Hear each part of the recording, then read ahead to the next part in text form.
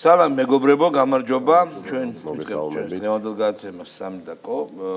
მინდა აღვნიშნო ჩვენი პროკურატურის ჰუმანურობა, ეს დათაშვილი რო არის პოლიციელებს რომ მანდატურებთან რომ მანდატურებს რო ფიზიკური შეურაცხყოფა მიეყენა ეს ხალი, მართლაც ავად იყო და პროკურატურის თხოვნით ჩვენგონობით გამოუშვეს და რა ვიცი მივა კიდე ხალი იქა?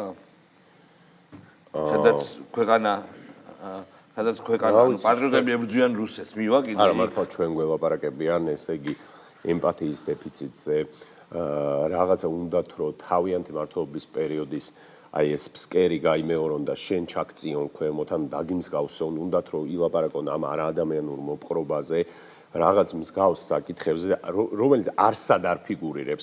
ლაზარეა ყვებოდა რომ არ ვიცი, იყო მუსიკის რეპერტუარით უკმაყოფილო და იყო მაგალითად ციხის მაღაზიის პროდუქციით უკმაყოფილო, იმიტომ რომ სხვა ასორტიმენტი უნდოდა, რაღაცა უნდოდა მაგალითად ისეთი რა ქვია, მაჩას კიტკეტი ან რაღაც სპეციალური. ხო და ვინ შეხვდა არაადამიანურ ქმედებას? მაგარ ამბავს გეტყვით, მეგობრებო, ერთ-ერთმა აკაცუკმა, რომელიც ციხეშია სიხის სამართლით არის, მე მგონი, დაწერა, არზა გამოაქვეყნა, სადაც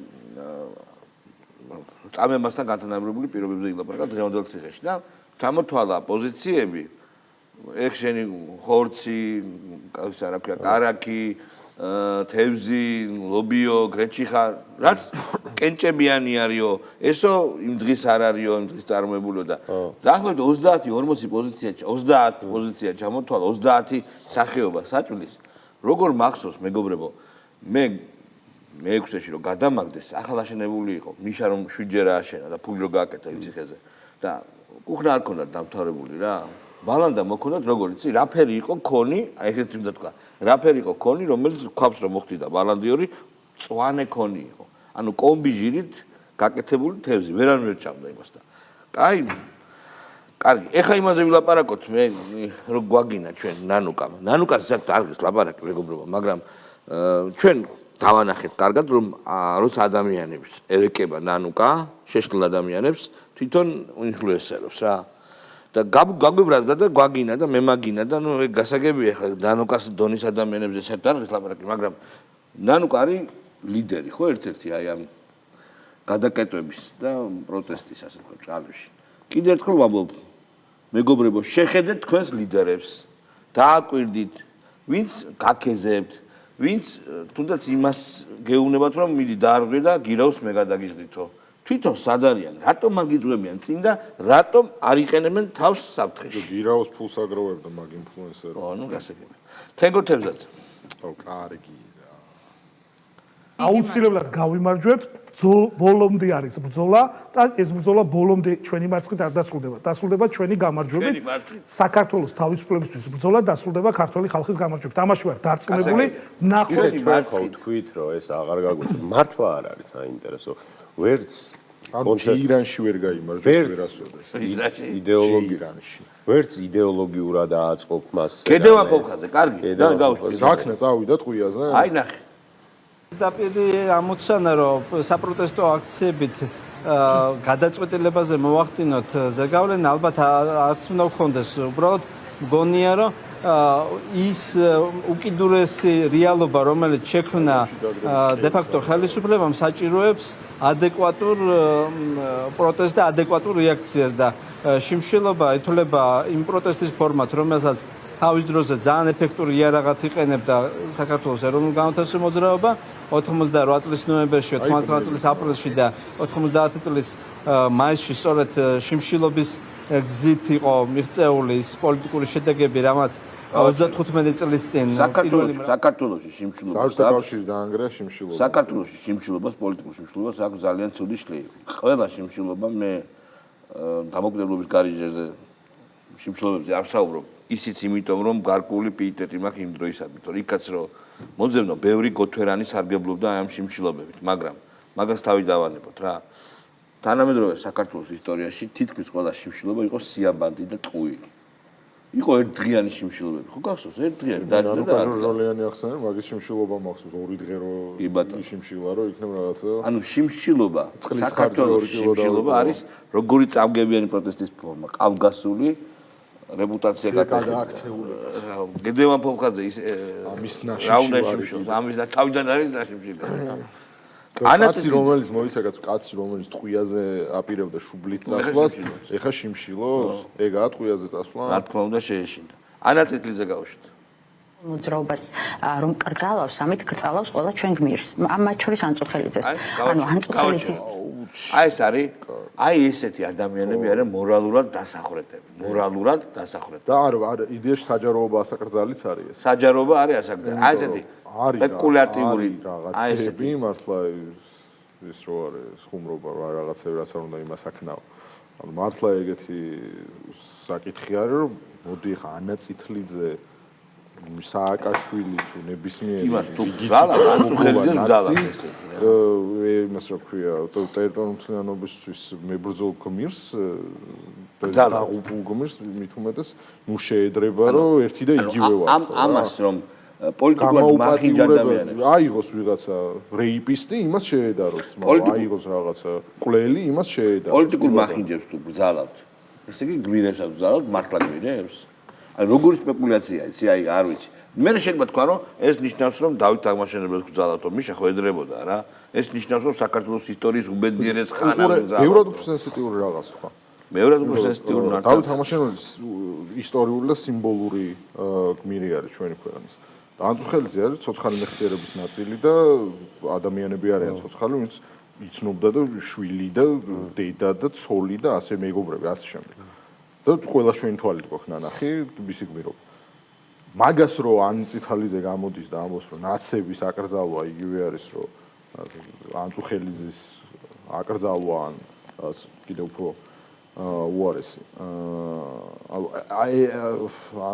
ამორალობა ქვია ამას ყველაფრის მკადრებლობა ქვია არა იმას ნიშნავს რეალურად ნაციონალური მოძრაობის აკრძალვა არის ალბათ ამ საუკუნეში რაც კი საქართველოს სამართლიანობასთან ახლოს მისულა ყველაზე ახლოს გადადგმული ნაბიჯი ამ მართულებით როგორ შეიძლება ამაზე ლაპარაკი იყოს რომ რაღაცა ამ ქვეყნის ისტორიის ვინმე გმირის აკრძალვა არის ეს ესე იგი საქართველოს მოსახლეობის აბსოლუტური უმრავლესობა ითხოვს რომ ნაციონალურ მოძრაობას ანუ რეჟიმს დაერქვას სახელი რაც უკაცრავად ხო ანუ ეგ როგორ ხო რაც პირდაპირ პროპორციულია იმისი რომ ნაციონალურ მოძრაობამ გასამართლდეს შესაბამისად ეს არის ყველაზე იოლი ფორმა რითიც შეუძლიათ მათ გამოწვდნენ ეს არის ის ფორმა სადაც მათ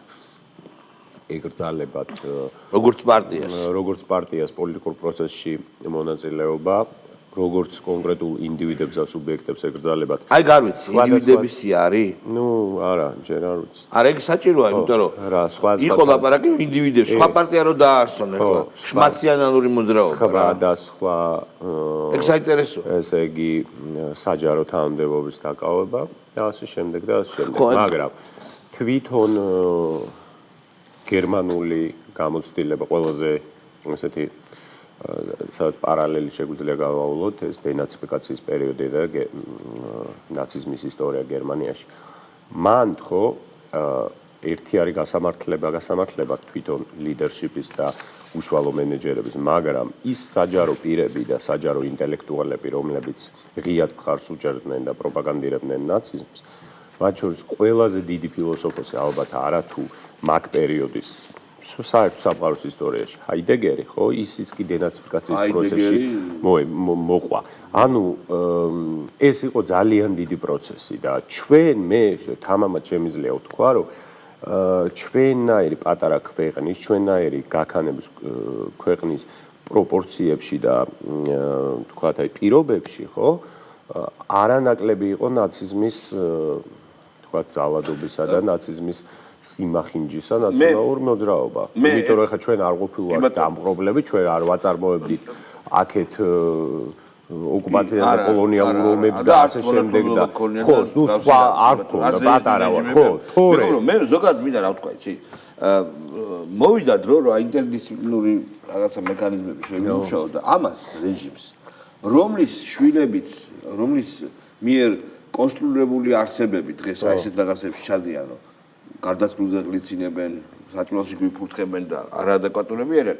აი ინტერდისციპლინარული რაღაცა კომისია, ოღონდ არა კონკრეტულად რაიმეს სახელდების, არამედ კვლევის თუ როგორ მოხდა, აი მაგალითად კარგად შეისწავლეს, მეტნაკლებად კარგად როგორ აღმოცენდა გერმანიაში ფაშიზმი. როგორ მოხდა, რომ ამ ევროპის უგანათლებულებს და უწინწაწულეს ქვეყანაში გაჩნდა ფაშიზმი და ამას თავისი ისტორია ჰქონდა. პირველი მსოფლიო ომის აღმები შეიქმნა ეს. ახმელიაზე შეიქმნა, მაგრამ თუმცა იქ ძალიან ბევრი რამ იყო. აი ეს მართლა ძალიან საინტერესოა, ჭკვიანი ხალხი დაჯდეს, ფსიქიატრები, ისტორიკოსები, ფილოსოფოსები თუნდაც იურისტები. მაგრამ რა არის? გერმანიის შემთხვევას აი რაღაცა უფრო რესენტიმენტი ქვია რა, რომ დაუძლურებული და ერთ დროს ამაყი ერის რაღაცა გამოგვიძება და იმ პერიოდში თან უნდა ვთქვათ, რომ ჩვენ ნაციზმი ასევე ისტორიამ მოგვაწოდა როგორც დამოუკიდებელი თითქოს ფრაგმენტული გერმანიაში მყოფი ვთქვათ იდეოლოგია არა და იქ რა ქვია ბრიტანეთს მიერ მხარდაჭერილი ჰიტლერი და ეს იყო ის პერიოდი სადაც ამერიკაში სეგრეგირებული არის მოსახლეობა სკანდინავიაში კასტრაციას და სტერილიზაციას უკეთებენ თითქოს და მახინჯ ადამიანებს და უპოვრებს და ასე შემდეგ ანუ ეს არის მათ ევგენიკა ჩვეულებრივი რასიული არა ეგ კონტექსტში უნდა განვიხილოთ რა თქმა უნდა მაგას ვაბოლო მეორე მსოფლიო ომის აისში შუაგულ ტაიმს სკვერზე ნიუ-იორკში ნაცისტურ პარადები ტარდებოდა ამის დოკუმენტური მასალა ვიდეო და ფოტო არსებობდა და ცნობილი კანონი რომელიც რუსულად მიიჩნიეს სწორედ ფაშიზმის წინააღმდეგ გამართული და შენ მართალი ხო რას ვამბობ რა რომ კაი ასე გეტყვი თუ მაშინ ეს იყო მსოფლიო ტრენდი მაშინ ლიბერალური ფაშიზმი მსოფლიო ტრენდი იყო და ასე შემოვიდა ჩვენში 90-იანი წლების უბრალოდ ნახე ჩვენთან განსხვავება რა არის რომ ჩვენთან შემოვიდა როგორ გითხრა ნულოვანი კომპეტენციით გვინდა არ გვინდა და მოგწონს თუ არ მოგწონს საბჭოთა კავშირში ჩვენთან სამეცნიერო კვლევით პროცესი არსებობდა და ამის დამამტკიცებელია რომ ქართველი მეცნიერები იყვნენ ძალიან წინა პლანზე ანუ ჩვენ ტექნიკური მაგრამ მარქსისტ-ლენინისტური დიქტატი აი საზოგადოებრივი მეცნიერებს ძალიან კლავდა რა ჯერ ესეთი არ კლავდა აი მე მაგალითად პოლიტოლოგიის სკოლა არ არსებობდა გასაგები მაგრამ ჯერ ესეთი მარქსიზმით გაგებული პოლიტოლოგია ბევრად მაგარია მარქსიზმი იმისი რა ქვია გვარი არ მახსოვს ენათმეცნიერების ძალიან მაგარი სკოლა ჰქონდა მე გულისხმობ საზოგადოებრივი მეცნიერებები იმის გვარი არ მახსოვს დიქტატის გავლენა იყო და ჩვენ ერთი წიგნი მაქვს ზუსტად მარქსიზმის გავლით ახსნილი ოღონდ ორთოდოქსი მარქსისტი ენათმეცნიერი ხო ეხა ჩიკობავაზე და იმაზე ხო აღარ ვსაუბრობ პრობლემებიც არ ვიცი ხო მართლა საოცარი ფილოსოფიის სკოლა ჰქონდა usაინტერესო ესი ასევე ფსიქოლოგიის სკოლა მაგრამ ამას დამატებული ტექნიკურ მეცნიერებს ნუ უსტელიშვილის ეს და სამედიცინო მიმართულებითაც ანუ რაც ჩვენ ერს პატარა ერს შეეფერება და შესწევს ზალა იმაზე უფრო კარგად ვიყავით რეპრეზენტირებული მაგრამ ნახე რას ვამბობ 90-იანების მერე ჩვენთან კომპეტენციის დეფიციტი დაიწყო და ნულოვანი კომპეტენციით შემოვიდა ეს ლიბერალი. ჩვენთან რეაქცია იყო მიშა. განსაკუთრებით რა იყო 90-იანში, რადგან ეს საბჭოთა კავშირი ჩვენ გადავაგდეთ და საბჭოთა კავშირს გადავაყოლეთ, ესე იგი აი ნაბან წყალსო რა ბავშვიო. გადავაყოლეთ ყველა სიკეთე, საჯარო სიკეთე, როგორც ევროპაში ეხა მაგალითად და სოციალური კეთილდღეობის ინსტიტუტები და სახელმწიფოს იდეა და მაგრამ ჩვენთან რა შეიქმნა NGO კლასი შეიქმნა მაშინ გვახსოვს რომ პოლიტიკა იყო გარკვეულწილად NGO იყო ტრამპლინი პოლიტიკისთვის პოლიტიკა ხო გასაკეთებლად და არტიული სტრუქტურები ჩაანაცვლა რა თქმა უნდა სამეცნიერო კვლევით პროცესი გაჩერდა საჯარო სივრცე გახდა NGO კოფი ბრეიკებზე და ტრენინგებზე ნასწავლი დემოკრატია ნუ დაზეპირებული ტექსტები NGO-ს არაფერი ტექსტი არ აქვს აი ნინო ლომჯარია რა ტექსტებსაც ამბობს ცნობიერების ამაღლება სულ 20 ტერმინი აქვს თქვენ გონი თუ 120 დაზეპირებული იმის იქით აღარ მიდიან რა და ეს გახდა ჩვენ ნულოვანი კომპეტენციის საკითხი და აი სხვა შორის ეხა პრემიერმა რას დაანონსა განათლების სისტემის ძირეული რეფორმა რომელიც გულისხმობს რომელიც აგრეთვე რუსულ რეფორმად გააფორმეს უკვე რომელიც ძალიან მნიშვნელოვანია რომ საუნივერსიტეტო ცხოვრების გადახედვას გულისხმობს და ეს არის ძალიან მნიშვნელოვანი აი ზუსტად ეგრე დამოუკიდებლობას ლიბერალური ნაგვის. რა თქმა უნდა. ძალიან მნიშვნელოვანი ნიუსი მინდა გითხრათ მეგობრებო.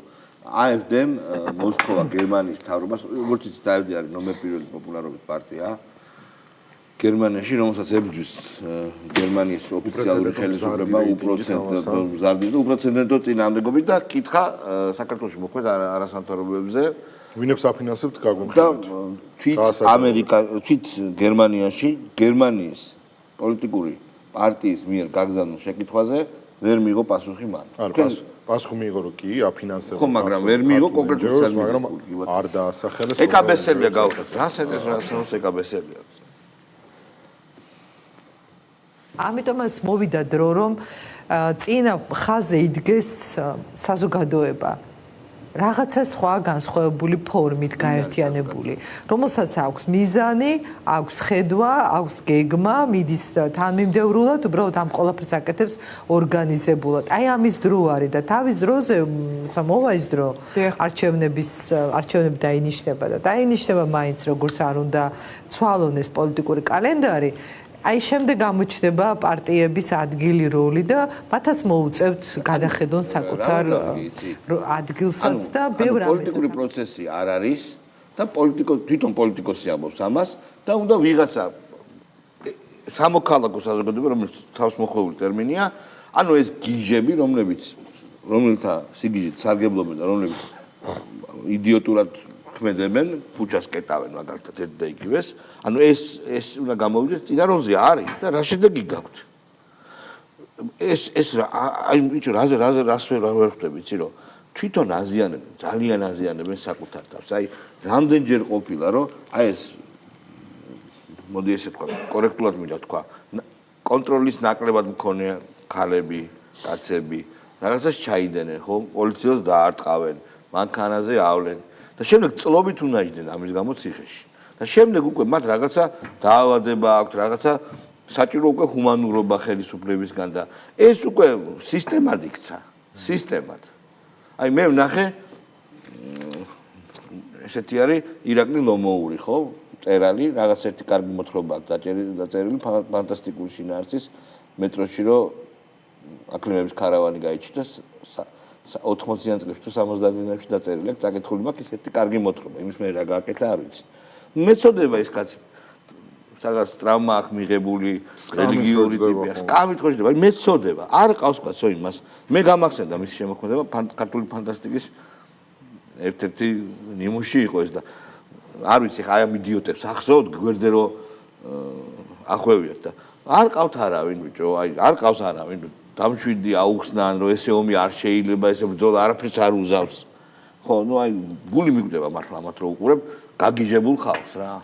მაგრამ ისიც მესმის რომ ხელისუფლება იმის ხელისუფლებაა რომ დასაჯოს, სხვანაირად არ გამოვა. ესე რომ მიუშვა, დედას გვიტირებენ და ჩვენას გვიზავენ, უკვე ბასლას საწყალი ბასლას მაგალითზეც გამოჩნდა, როგორი დიდი სიამოვნებით უზარმაზარ ქეიფს გამართავენ ჩვენი, ასე ვთქვათ, ხო და ამ შემთხვევაში ეკაბესელია ალბათ იმას გულისხმობს, რომ ეხლა რომ მიკრო სოციუმი არის გამოსული, საზოგადოება უნდა გამოვიდეს, ალბათ ამით ამბობს, რომ ბევრი ხალხი უნდა გამოხვიდეთ, რომელსაც საზოგადოება დაერქმევა შემდეგო, თორე ეხლა თვითონაც ძალიან კარგი იცის, რომ საზოგადოება კი არა, საზოგადოებას უმწირესი სამწუხაროდ რო არიან საზოგადოების ნაწილი. უმწირესი ნაწილი დგას, რომელიც სიგიჟე აღარ ქვია უკვე იქ რაც ხდება. მასობრივი ფსიქოზი. არის ეს არის მასობრივი ფსიქოზი. 10 კაცი დღეში მინიმუმ მიდის ციხეზე ნულოვანი შედეგით.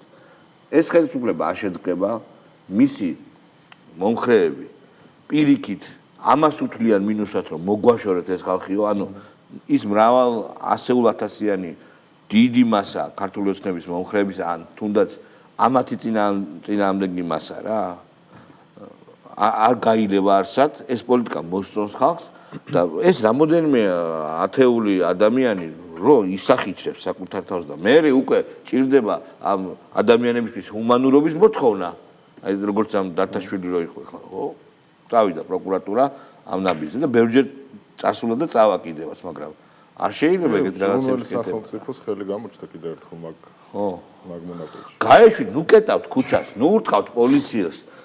არ შეიძლება ეს, არ გამოვა, იცით როგორ მინდა აუხსნა. მაშინ ბოლომდე მიაწეკით თუ ერთი ადგილი აქვს და არ გამოგდით, არ შეიძლება ისტორიულმა ლიკა ვასილაიამ გააკეთოს რევოლუცია, არ შეიძლება მე ლიკას ვიცნობ კარგად, ის არის რა ემოციური ადამიანი არ ბილად რომ თქვა და ნუ უჯერებთ მას და ნუ მიყვებით, ციხში შეგიყვანთ ესეთი ადამიანები. არ შეიძლება მოაშორეთ, აი როგორც ასაც უნდა მოაშოროთ მთელი რიგი კატეგორია ადამიანების, აი ესეთ პოლიტიკურ ესეთ წავე პროცესებს გიჟები და არანორმალურები მოაშორეთ რა. სადმე რაღაცას უწევკა უყიდეთ რა. მინუტში უყიდეთ უწევკა. ეგეთი არის, მაშინ რა უნდა ხნა? რაღაცა იზიდავს, ხო იცი? აი ანუ სიგი არა, სავსემთვარე რო იზიდავს. მიზეზი არის სიგიჟე. ანუ მიზეზი არის რაციონალური, საიდან დაიწყო ყველაფერი. საიდან დაიწყო ყველაფერი კი არა, რითია ყველა ეგ პროტესტი. რუსული ხელისუფლება რუსეთზე გადაბარება, მოდი დავიწყოთ, აი რუსული კანონი მიიღეს. მოდი ახლა დავიწყოთ სიგიჟეების ჩამოთვლა. პირველი არჩევნები გაყალდა 300,000 ხმა, 300,000 კაცი დადიოდა. 2012-დან დავიწყოთ. რუსული სპეცოპერაცია. რუსული სპეცოპერაცია. მე ამ ბოლო არჩევნებზე.